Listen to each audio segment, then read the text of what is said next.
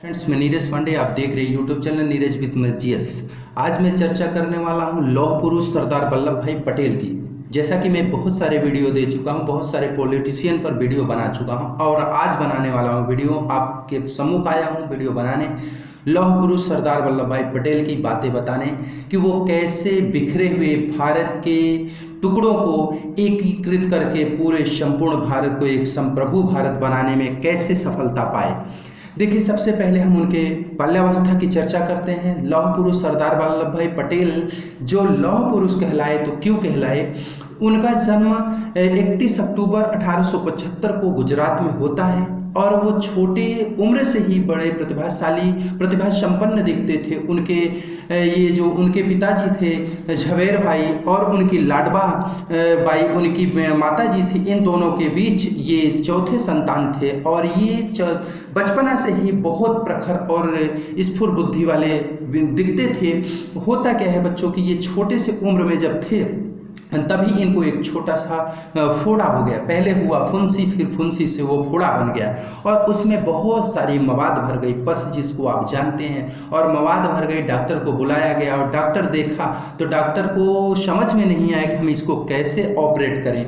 तो डॉक्टर बोला कि इसको गर्म सलाख से अगर हम जला देते हैं, इसमें अगर होल थोड़ा सा कर दें तो इसका संपूर्ण पस क्या होगा, बाहर निकल जाएगा। चूँकि उस समय जो चिकित्सा थी बहुत उत्तम किस्म की भारत में हर जगह नहीं उपलब्ध थी, तो इसलिए वो ये सजेशन देते हैं। तो किसी में ये साहस नहीं हो पाई, ना घर वालों में और डॉक्टर में भी साहस नहीं हो पाई कि इतना छोटा सा बच्चा है, गरम सलाख इसके हाथों में हम फोड़े में कैसे डालेंगे।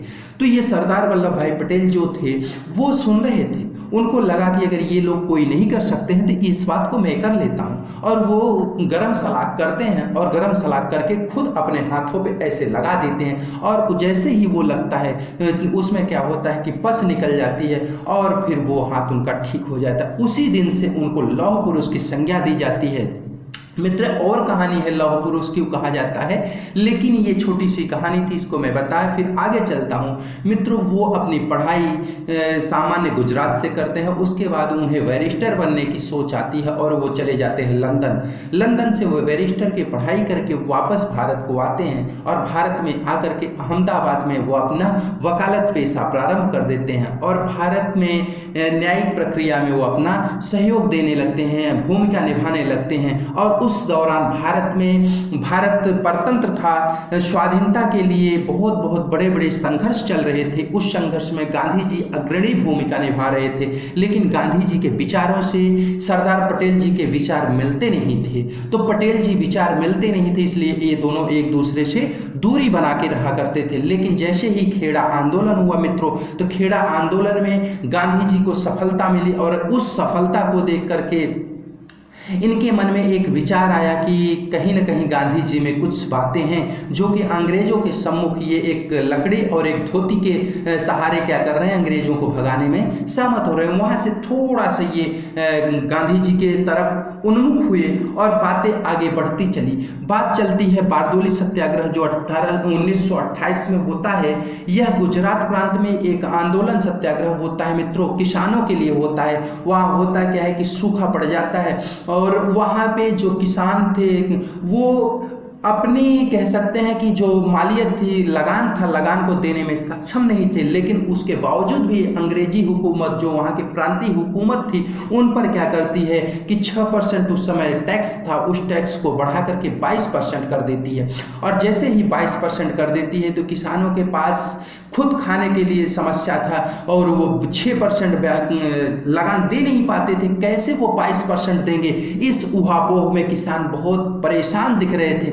ये सूचना जब पटेल जी के पास जाती है तो पटेल जी भी इस सूचना को सोचकर व्यथित होते हैं। उनका मन कुतूहल बहुत व्यथित होता है और रोने को तैयार हो जाता है। लेकिन उन्होंने कहा कि मैं रोऊंगा नहीं, मेरे भारतीय रोएंगे नहीं, मैं इसका कोई न कोई निराकरण जरूर निकालूंगा, इस समस्या का निदान जरूर निकालूंगा। और मित्रों, होता क्या है कि वो एक बैरिस्टर थे और बैरिस्टर के पास आप सभी को पता है कि कितनी दिमाग होती है। वो खाल में बाल निकालने की क्षमता रखता है और फिर बाल में खाल निकालने की क्षमता रखता है। और होता क्या है मित्रों कि वो जो अंग्रेज अधिकारी थे वो ये शर्त रखे कि जो लगान नहीं देगा उस किसान की हम क्या करेंगे, भूमि अपने अधीन कर लेंगे।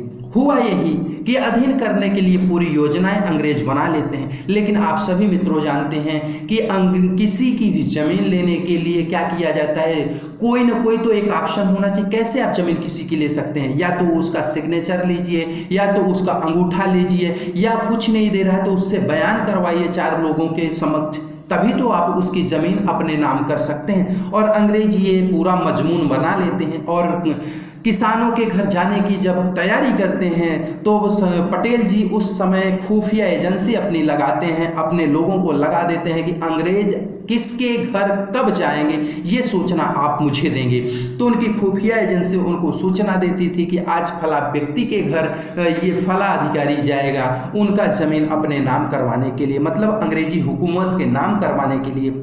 मित्रों होता क्या है कि उनकी बहुत सटीक जानकारी होती थी और जैसे ही वो अंग्रेज अधिकारी अमुक किसान के घर पहुंचता था तो अमुक किसान के घर कोई नहीं मिलता था, केवल कुंडी लगी रहती थी, ताला लगा रहता था, वो किसान फुर्र हो जाता था। लेकिन इसके पीछे अगर देखी जाए तो भूमिका पटेल जी की थी और पटेल जी उस किसान को हटा देते थे कुछ दिनों के लिए कि अंग्रेज महीने 2 महीने 4 महीने इसके घर आएंगे, उसके बाद फिर नहीं आएंगे, ऐसा करते थे। जैसे ही उनको लगता था कि ये किसान के बाद अब इस किसान की बारी है, तो जिस किसान की बारी होती थी मित्रों उस किसान को क्या कर देते थे, घर से हटा देते थे और उसका अंगूठा नहीं मिल पाता था, उसका सिग्नेचर नहीं मिल पाता था, न ही 4 लोगों के सम्मुख उसका बयान हो पाता था, जिससे अंग्रेज परेशान हो गए और अंग्रेजों को लगा भाई न तो मुझे लगान मिल रहा है न तो मुझे जमीन मिल रही है, मैं क्या करूं। चूंकि 6% लगान देने के लिए कुछ किसान तैयार थे कि 6% मैं कहीं ना कहीं से दे दूंगा, लेकिन 6 से जब 22 हो गए तो संपूर्ण किसान बोले कि हम नहीं दे पाएंगे, चूंकि उनके पास था नहीं। और मित्रों होता क्या है कि अंग्रेजों को, अंग्रेजी शासन को उन किसानों के सम्मुख अर्थात पटेल जी के सम्मुख झुकना पड़ा और एक सूचना वहाँ एक समिति बनाई गई। एक न्यायिक अधिकारी था ब्लूमफील्ड और एक राजस्व अधिकारी था मैक्सवेल, इनके दोनों को मिलाकर के एक समिति बनाई गई और बोला गया कि आप इसकी जांच कीजिए, जांच की रिपोर्ट मुझे प्रेषित कीजिए, क्या इसमें सच्चाई। और जैसे उन्होंने इस जांच को किया तो उन्होंने ये 22% के लगान को, जो बढ़ोतरी लगान को था, उसको खारिज करते हुए उस लगान को 6.03% पर रख दिया मित्रों। तो वो यहाँ देखा जाए तो पटेल जी की बहुत बड़ी जीत होती है और पटेल जी की जीत को देखते हुए वहां बारडोली की जो महिलाएं थी उन पटेल जी को उसी दिन से एक संज्ञा, एक उपाधि दे देती हैं, सरदार। आप सभी जानते हैं मित्रों सरदार किसे कहा जाता है,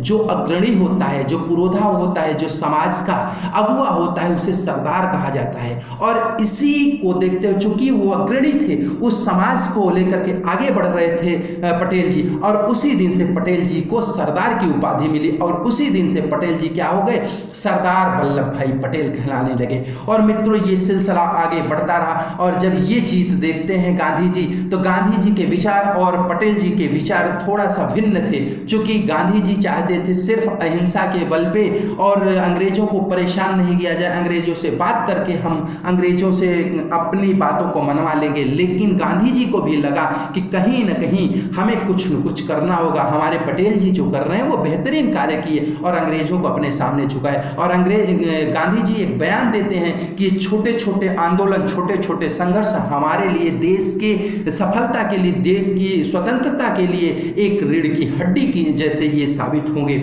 और फिर गांधी जी और पटेल जी दोनों आपस में मिल जाते हैं और उस दिन से गांधी जी के साथ पटेल जी हो जाते हैं और वकालत पेशे को छोड़ देते हैं और वो सिर्फ देश की स्वतंत्रता के लिए, स्वाधीनता के लिए लड़ाई लड़ने लगते हैं और धीरे धीरे सिलसिला आगे बढ़ता जाता है। मित्रों यहाँ जब सिलसिला आगे बढ़ करके पहुँचता है कि अब भारत को आज़ाद करा जाएगा, अंग्रेज भी मान गए कि भारत को आज़ाद करना ही पड़ेगा, तो उस समय उसके कुछ पहले हो कांग्रेस में एक अधिवेशन होता है और कहा जाता है जो अंतिम यहाँ का अध्यक्ष होगा वही क्या होगा, भारत भारत का प्रधानमंत्री होगा। और वोटिंग होती है मित्रों, उस समय वोटिंग होती, उस समय 14 लोग उस समय उपस्थित थे।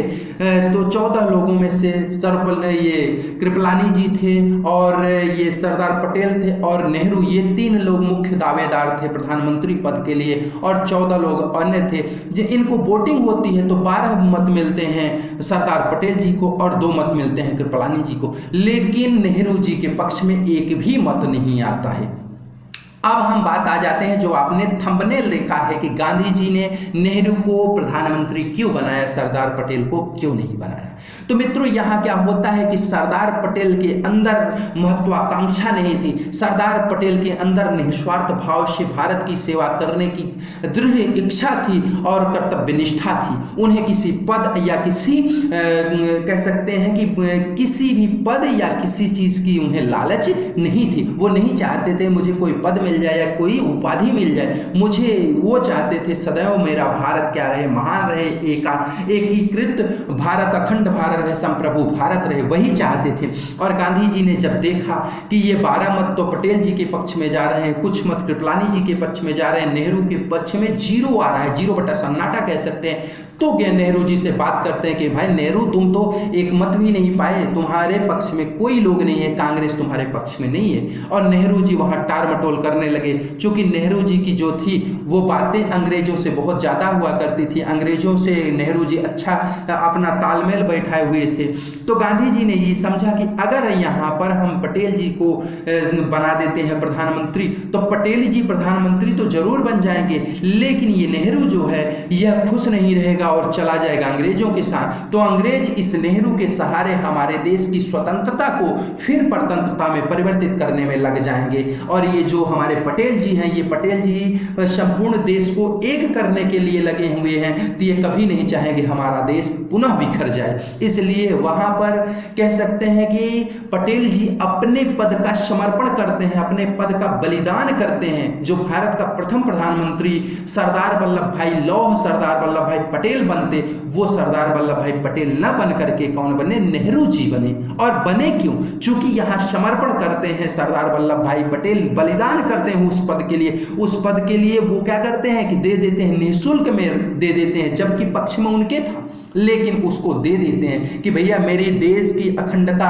अक्षुणता सुरक्षित रहे, हम इस देश को अक्षुण बनाएंगे, इस देश को संप्रभु बनाएंगे, देश को बिखरने नहीं देंगे, हम इसे पद की जरूरत नहीं है और पद को त्याग देते हैं। जैसे हमारे अटल बिहारी वाजपेयी जी ने कहा था पोखरण परीक्षण के बाद कि देश रहना चाहिए, कुर्सी रहे न रहे, तो कुर्सी रहे न रहे वही सरदार पटेल जी ने किया कि कुर्सी भले भी न मिले मुझे, लेकिन ये देश रहना चाहिए, देश की अक्षुणता रहना चाहिए, देश की संप्रभुता रहनी चाहिए, देश की एकता रहनी चाहिए। और उन्होंने सहर्ष उस पद को क्या करते हैं, परित्याग कर देते हैं। और अध्यक्ष किसको बनाया जाता है, नेहरू जी को अध्यक्ष बनाया जाता है। और बाद में जब देश स्वतंत्र होता है 15 अगस्त 1947 को, तो उस दिन से क्या किया जाता है, नेहरू जी को वहां का भारत का प्रधानमंत्री बना दिया जाता है। और लौह पुरुष सरदार वल्लभ भाई पटेल को क्या किया जाता है, गृह मंत्री और भारत का उप प्रधानमंत्री के रूप में विराजित किया जाता है मित्रों। और देखिए यहाँ लौह पुरुष क्यों कहा गया, आप सभी जानते हैं कि भारत में 562 रियासतें थी, जिनमें कुछ ऐसी रियासतें थी जिन राजाओं के पास सिर्फ 20, 25, 30 गांव थे, लेकिन वो राजा क्या थे, अपने आप को राजा समझते थे और अपने एक साम्राज्य को लेकर के रहते थे। लेकिन उस समय पाकिस्तान अलग हो गया था और अन्य देश भी भारत पे अपनी नजरें गड़ाए हुए थे, तो भारत को लगता था कि कहीं ना कहीं हमारी स्वतंत्रता पुनः परतंत्रता में न परिवर्तित हो जाए। इसलिए सरदार पटेल जी ने ये चीज सोचा कि हमारा देश अगर इस खंड में बटा रहेगा तो निश्चित रूप से यह पुनः परतंत्रता को स्वीकार करेगा। इसीलिए उन्होंने यह पहल करी कि 1947 में जैसे ही भारत को आज़ादी मिलती है उसके पहले कुछ राज्यों को मिला लेते हैं और करते क्या है कि 562 रियासतों जो थी भारत में उनको एकीकृत करने में सफल होते हैं। संपूर्ण राजाओं से बात करते हैं, संपूर्ण राजाओं को अस्तित्व बताते हैं और संपूर्ण राजाओं को समझाने में सक्षम हो जाते हैं, सफल होते हैं कि अगर आप लोग छोटे छोटे राज्यों में बटे रहेंगे, छोटे छोटे खंडों में बटे रहेंगे तो निश्चित रूप से पुनः आप परतंत्र होंगे। अगर आप पूरे संपूर्ण भारत में इस संप्रभु भारत में मिल जाएंगे तो आपकी ये स्वतंत्रता सतत सतत चिरजीवी हो जाएगी और आप लोग स्वतंत्र बने रहेंगे। तो बहुत सारे राजा मान गए, लेकिन उसमें 3 छोटे राजा थे जो माने नहीं। वो कैसे थे? एक जूनागढ़ का राजा था, एक हैदराबाद का राजा था, एक कश्मीर का राजा था। ये तीनों नहीं माने, क्योंकि इनको देश प्रेम नहीं था। इनको अंग्रेजों से एक तरीके से सहूलियत मिलती जरूर रही होगी, क्योंकि वही व्यक्ति नहीं मिलना चाहता। जैसे घर परिवार में भी झगड़े होते हैं तो और व्यक्ति तो एक हो जाते हैं, लेकिन कुछ व्यक्ति क्या होते हैं वो अलग ही चलते रहते हैं। क्यों चलते रहते हैं? क्योंकि उनको बाहर से क्या होता है, समर्थन मिलता रहता है और उनको लगता है कि बाहर वाले मुझे ज्यादा समर्थित करेंगे और हमेशा साथ देंगे। जबकि बाद में उसको धोखा मिलता है, तब समझ में आता है कि परिवार की अहमियत क्या थी। वो उसी प्रकार से ये 3 राजा भी दूसरे के बहकावे में आकर के भारत से मिलना नहीं चाहते थे, अपने आप को एक राजा के रूप में वहां प्रतिष्ठित करना चाहते थे। और हुआ क्या कि ये जो जूनागढ़ का राजा था उसको तो जनमत संग्रह वहां की जो जनता थी उससे हाथ उठवाया गया, उससे जनमत करवाया गया, मत डलवाया गया कि आप भारत में मिलना चाहते हैं या अन्य देश में मिलना चाहते हैं या स्वतंत्र राज्य बनाना चाहते हैं। तो वहां की जनता क्या करती है कि वो कहती है मुझे भारत में मिलना है, मैं अक्षुण्ण भारत में रहना चाहता हूं। इसलिए वहां के राजा को तो जनमत संग्रह के माध्यम से उस राज्य को भारत में विलीन कर लिया गया, मिला लिया गया। लेकिन 2 राजा और बचे। राजा कश्मीर का एक राजा था हरि सिंह, वो भारत में मिलने को तैयार नहीं था। वो पहले कश्मीर में मिलने को जाना चाहता था, लेकिन जब वहां की स्थितियों परिस्थितियों को देखा तब उसके समझ में आया कि भैया हमारा तो कश्मीर में जो है और हम ये स्थिति हमारे पाकिस्तान में जाने के बाद और बदतर हो जाएगी, हम कहीं के नहीं रह जाएंगे। इसलिए फिर बाद में वो क्या होते हैं, एक विलय पत्र के माध्यम से, मैं इस विलय पत्र के बारे में मैं अगले वीडियो में आपको कश्मीर का एक विलय पत्र अलग वीडियो बनाऊंगा जिसमें उसकी चर्चा करूंगा। मित्रों, इसमें सिर्फ पटेल जी से संबंधित बातों को संक्षिप्त में मैं बता रहा हूं। तो यहाँ क्या होता है, विलय पत्र के माध्यम से कश्मीर को भी मिलाया जाता है। लेकिन ये जो आपका हैदराबाद था, हैदराबाद का निजाम वो भारत में मिलने को तैयार नहीं था। तो वहाँ के लिए सिर्फ वहाँ के लिए पुलिस बल को जाना पड़ा।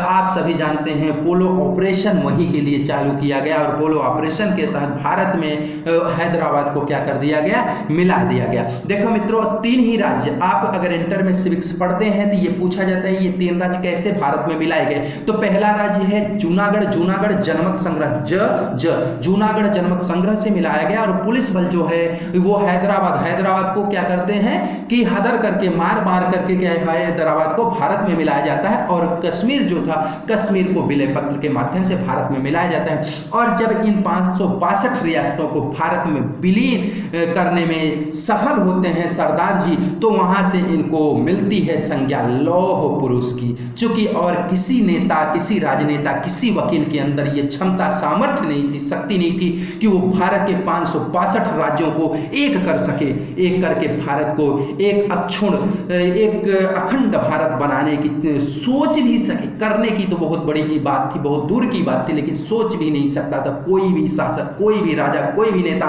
जहां की तमाम ऐसे नेता जो देश के तमाम पदों पे सुशोभित हैं यार थे, लेकिन उनके अंदर वो भी सामर्थ्य नहीं थी। लेकिन वो थे कौन? लौह पुरुष सरदार वल्लभ भाई पटेल। इसीलिए उनको ये संज्ञा उपाधि दी गई कि ये क्या है, लौह पुरुष है। लौह जैसा सीना रखते हैं, उसकी क्षमता रखते हैं, इसलिए उनको लौह पुरुष कहा गया। सरदार क्यों कहा गया आपको पता है मित्रों? उस दिन से वो कहलाए लौह पुरुष सरदार वल्लभ भाई पटेल। ये संक्षिप्त छोटी सी उनकी कहानी थी। इसी कहानी को देखते हुए, इसी इनकी बलिदान को देखते हुए, इसी इनके सामर्थ्य को देखते हुए, इसी इनके देश के प्रति समर्पण को देखते हुए मोदी सरकार, गुजरात की तत्कालीन मोदी सरकार, जो उस समय नरेंद्र मोदी जी उस समय के तत्कालीन मुख्यमंत्री थे, 31 अक्टूबर 2013 को स्टैच्यू ऑफ यूनिटी का क्या करते हैं, शिलान्यास करते हैं गुजरात के अहमदाबाद में, जो आप सभी जानते हैं नर्मदा नदी के सरोवर पर तट पर बन रहा है। तो वहां पे इसका शिलान्यास करते हैं और जाकर के जब ये प्रधानमंत्री बनते हैं 2014 में, तो उसका कार्य चलता रहता है, बनता रहता है। और 2018 में यह 5 सालों के अथक परिश्रम के बाद बन जाता है। 3000 करोड़ रुपए इसमें खर्च होते हैं और जब यह बन जाता है तो 31 अक्टूबर 2018 को यह राष्ट्र के समर्पित कर दिया जाता है माननीय नरेंद्र मोदी जी के द्वारा। तो देखिए मित्रों, ये थे हमारे लौह पुरुष सरदार वल्लभ भाई पटेल की संक्षिप्त कहानी। यदि मेरी बातें आपको अच्छी लगी हो, मेरी कहानी आपको ओचपोट लगी हो, मेरा कहना आपको अच्छा लगा हो, तो इस वीडियो को लाइक शेयर सब्सक्राइब कीजिएगा। फिर मिलते हैं नए वीडियो के साथ। जय हिंद, जय भारत।